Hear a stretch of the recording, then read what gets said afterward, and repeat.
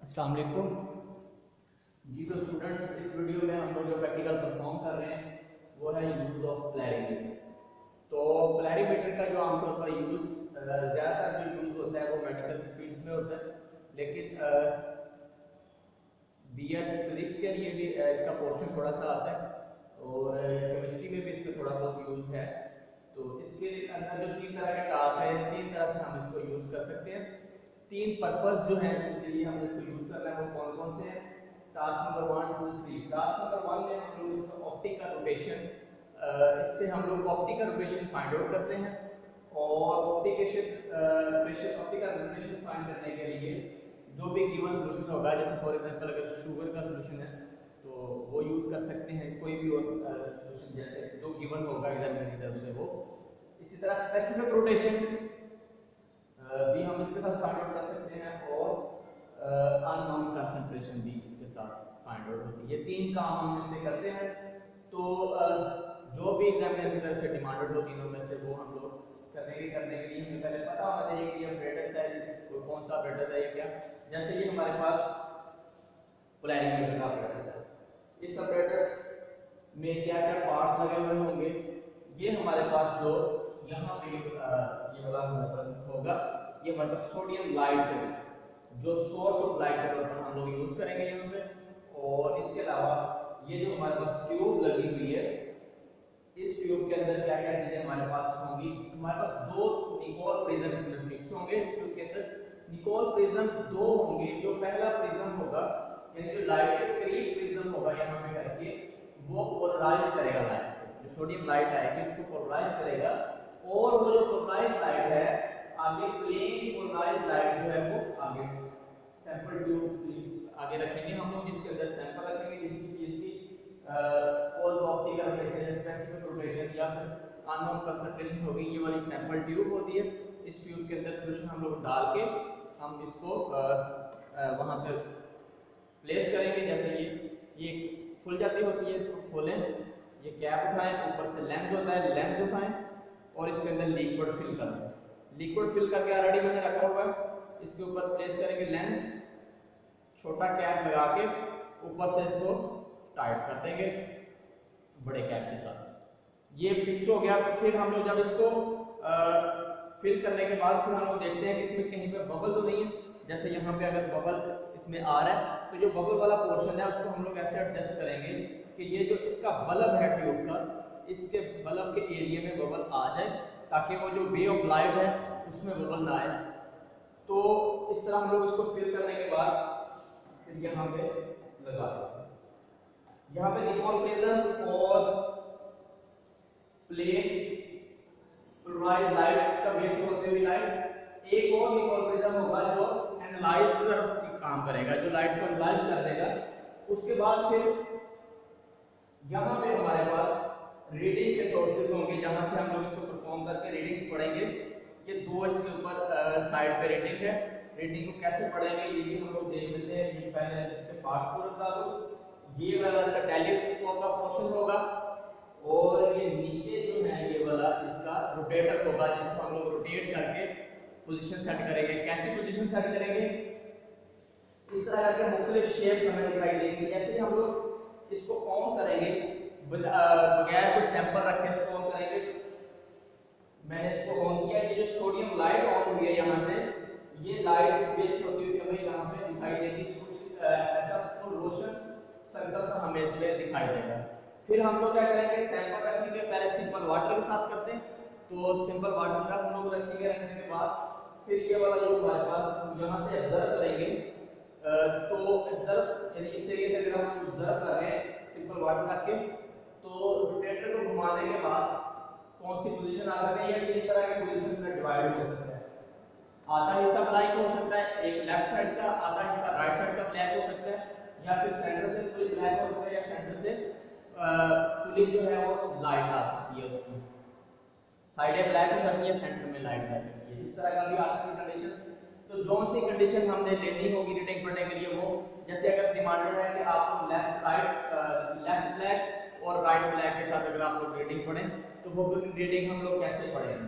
Suppose मैंने इसमें ये मैंने जैसे सोल्यूशन रख दिया। अब मुझे नहीं पता शुगर का सोल्यूशन बना हुआ है, ये नहीं हमें पता है कि वो कितनी परसेंटेज का या क्या हिसाब है, वो हमने उसकी परसेंटेज भी चेक कर लेनी है, ऑप्टिकल रोटेशन भी हमें चेक हो जाएगा और हमारे उससे स्पेसिफिक रोटेशन भी हम उसका फाइंड आउट कर सकते हैं। तो अब यहाँ से ऑब्जर्व करूंगा, यहाँ से देखते वक्त मुझे वो लाइट पूरी दिखाई दे रही होगी, टेलीस्कोप को एडजस्ट करूंगा तो लाइट जिस जगह बिल्कुल क्लियर दिखाई दे रही होगी। फिर मैं ये रोटेटर मूव करूंगा, रोटेटर मूव करने के बाद जिस पोजीशन पे अगर मैं लेफ्ट साइड की रीडिंग पढ़ना चाह रहा हूं तो राइट साइड ब्लैक होगी, अगर मैं राइट साइड से रीडिंग पढ़ना चाह रहा हूं तो लेफ्ट साइड ब्लैक होगी। यानी जिस साइड से रीडिंग पढ़ेंगे उसकी अपोजिट साइड ब्लैक होगी, तो उस साइड से हम लोग रीडिंग पढ़ लेंगे। तो मैंने इसको इस तरह सेट किया कि इसकी जो लेफ्ट वाली राइट वाली साइड है मेरे वाले ऑपरेटर्स की, यहाँ पे वो हमारे पास होगी ब्लैक और राइट वाली जो है राइट वाली ब्लैक होगी और लेफ्ट वाली रोशन है। तो लेफ्ट वाली अगर रोशन है तो उसी साइड से रीडिंग पढ़ूंगा। तो रीडिंग में कैसे पढ़ूंगा, कुछ इस तरह करके यहाँ पर डायल के अंदर रीडिंग हमें दिखाई दे रही है। अब कैसे किस तरह दिखाई दे रही होगी या रीडिंग को कैसे पढ़ेंगे, हमने वर्नियर कैलिपर सीक्वेंस पेज में देखा था कि एक मेन स्केल था, दूसरा वर्नियर स्केल था। कुछ ऐसा ही यहाँ पे एक मेन स्केल होगा, दूसरा वर्नियर स्केल होगा। वो कैसे, इस डायल के अंदर दो हमारे पास रीडिंग आ रही होगी, एक आउटर रीडिंग होगी दूसरी इनर होगी, यानी एक स्केल आउटर होगा दूसरा स्केल इनर होगा। जो आउटर होगा वो स्केल जब अगर हम लोग यहाँ से रोटेटर को घुमाएंगे तो वो जो स्केल आउटर है वो मूव करेगा ऊपर या फिर नीचे की तरफ। तो आउटर जो होगा वो मूव हो रहा होगा, इनर स्केल जो है वो फिक्स होगा। तो जो आउटर स्केल मूव हो रहा है वो हमारा इसका मेन स्केल होगा, जो इसमें फिक्स होगा इनर यानी वो इसका वर्नियर स्केल होगा।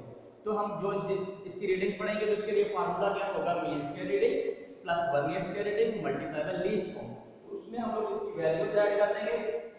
जैसे अगर जैसे अभी इसके लिए रीडिंग सेट हुई पड़ी है वो है मेन स्केल रीडिंग क्या होगी कि वर्नियर के जीरो के सामने मेन की कौन सी लाइन आ रही होगी वो हमारे पास मेन की रीडिंग हो जाएगी। तो ये इस वक्त लाइन नंबर 13 जो है रोटेटर यानी जो इसका रोटेट कर रहा है स्केल यानी आउटर स्केल यानी मेन स्केल, इसकी लाइन नंबर 13 जो है जीरो के सामने आ रही है वर्नियर की। तो इसकी रीडिंग में हम लोग मेन की रीडिंग लिख देंगे कि हमारे पास 13 आ गई। फिर हम लोग देखेंगे वर्नियर स्केल की कौन सी रीडिंग है। तो वर्नियर स्केल की रीडिंग के लिए हम देखते होते हैं कि वर्नियर की कोई एक लाइन होगी जो मेन की किसी एक लाइन को कोइंसाइड कर रही होगी। तो जैसे यहाँ पे लाइन नंबर 6 कोइंसाइड कर रही है तो हम लोग इसमें लिख देंगे कि छठी लाइन कोइंसाइड कर रही है। फिर फार्मूला से लीस्ट काउंट का भी जिक्र हुआ है तो हम लोग इसका लीस्ट काउंट भी निकाल के रखेंगे। लीस्ट काउंट इसका कैसे निकालेंगे, लीस्ट काउंट का फार्मूला होता है the smallest division on main scale divided by total number of division of vernier scale. तो मेन स्केल की जो सबसे छोटी रीडिंग है वो 1 mm, तो 1 पे डिवाइड कर देंगे। ये टोटल वर्नियर की 20 डिवीजन है तो 20 के ऊपर डिवाइड कर देंगे। 1 बाय 20 किया तो 0.05 mm हमारे पास इसका लीस्ट काउंट निकल आएगा। लीस्ट काउंट का दूसरा नाम वर्नियर कांस्टेंट भी हो सकता है, आप दोनों में से कोई भी नाम ले लें। तो मैंने लीस्ट काउंट फिक्स कर लिया। जैसे कि अगर सपोज ये मेरे पास जितनी कंसंट्रेशन का सोल्यूशन बना हुआ है ये हम लोग चेक भी कर सकते हैं, अगर हमें पहले बार बना के रखा हो हमें पता हो तो वो हम लोग लिख भी लेंगे कि हमारे पास कंसंट्रेशन कितनी आ गई। जैसे सपोज अगर टैंक का बना हुआ तो टैंक हम लोग कंसंट्रेट लिख लेंगे। ये वाली ट्यूब जो है इसकी लेंथ भी मेजर कर लेंगे हम लोग कि इसकी लेंथ कितनी है।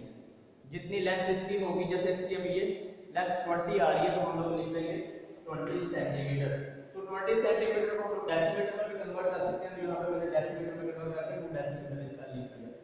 जो रूम टेम्परेचर होगा वो आप लोग नोट कर लेंगे, ये परफॉर्मेंस के टाइम पर चेक किया जाता है। जैसे इसका 20 है तो मैंने 20 डिग्री सेंटीग्रेड इसका रूम टेम्परेचर लिख दिया। तो इतना मेरे पास पोर्शन का क्लियर हो गया। अब तीन चीजें हम लोग इसमें क्लियर कर सकते हैं। क्या क्या, ऑप्टिकल रोटेशन 1, स्पेसिफिक रोटेशन 2 और अननोन कंसंट्रेशन 3। अब अगर हम लोग पहले बात करते हैं ऑप्टिकल रोटेशन की, इसमें एक क्या हुआ थीटा नोड और थीटा 1। अब इसमें थीटा नोड क्या है, थीटा नोड इसमें है 0। 0 का मतलब ये है कि हमने ये सॉल्यूशन जब ऐड किया, ऐड करने के बाद हमने इसको घुमा के ऐसे सेट कर लिया कि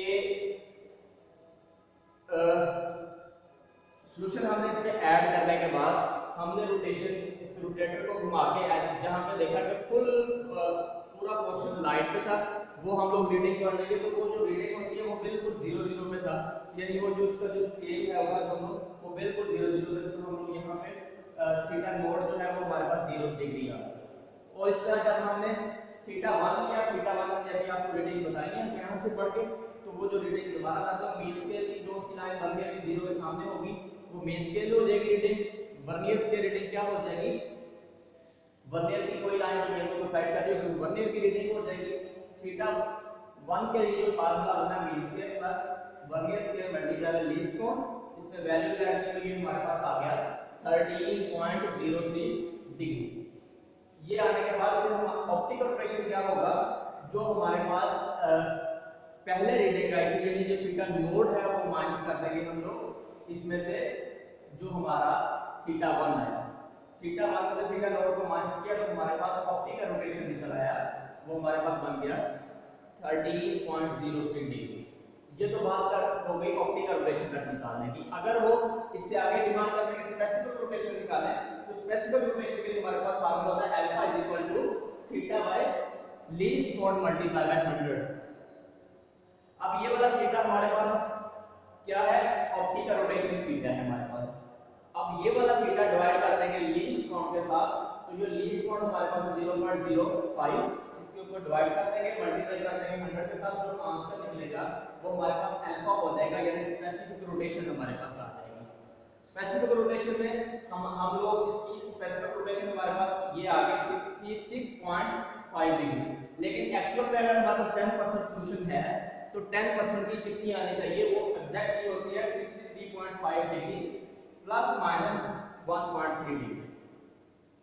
इसके करीब आंसर आना चाहिए, तो ये हमारा तकरीबन इसके करीब है, ये हमने कैलकुलेटर निकाला है, एक्चुअल में ये होना चाहिए। फिर उसके बाद अननोन कंसंट्रेशन निकालनी है। अननोन कंसंट्रेशन का मतलब ये है कि हमारे पास जो सॉल्यूशन है वो कितनी उसकी कंसंट्रेट है, यानी कितने परसेंट का सॉल्यूशन बना हुआ है। ये अगर हमने चेक करना हो, पहले हमने लिख तो लिया कि ये 10 है, मुझे भी पता नहीं सॉल्यूशन आगे का 10 है, अगर ये समटाइम चेक करना पड़ जाए कितने हैं, तो फिर आप लोग इस तरह चेक करोगे। यानी अगर आपको चेक करना तो आपको ऑप्टिकल रोटेशन भी निकालना पड़ेगा, स्पेसिफिक रोटेशन भी निकालना पड़ेगा, देन आप उसका अननोन कंसंट्रेशन निकाल सकते हो। अननोन कंसंट्रेशन के लिए फार्मूला क्या है, C = theta by L alpha multiply कर देंगे 100 के साथ। यानी जो थीटा का मतलब हमारा ऑप्टिकल रोटेशन जो निकला, L का मतलब जो हमने लेंथ ली थी 7/2 वो हमारे पास हो गई, और अल्फा का जो आंसर है जो स्पेसिफिक रोटेशन का आंसर निकला है वो, और मल्टीप्लाई कर देंगे 100 में, ये वैल्यू ऐड करने के बाद जो परसेंटेज निकलेगी वो हमारे पास सॉल्यूशन सेंटर के ऊपर हो जाएगा। यानी मैंने अगर यहाँ पे 10 लिया था तो कैलकुलेट करने के बाद वैल्यू भी 10 आ गई। तो ये तरीकाकार है, अगर आप इसको न्यूमेरिकल पोर्शन में इसको हल करेंगे। एक अलग से वीडियो इसकी मैं 1-2 दिन के अंदर दूंगा, उस वीडियो के अंदर हम लोग ब्लैक शेप और व्हाइट शेप के हिसाब से रीडिंग निकालने का तरीका भी उसमें सीखेंगे। अल्लाह हाफिज़।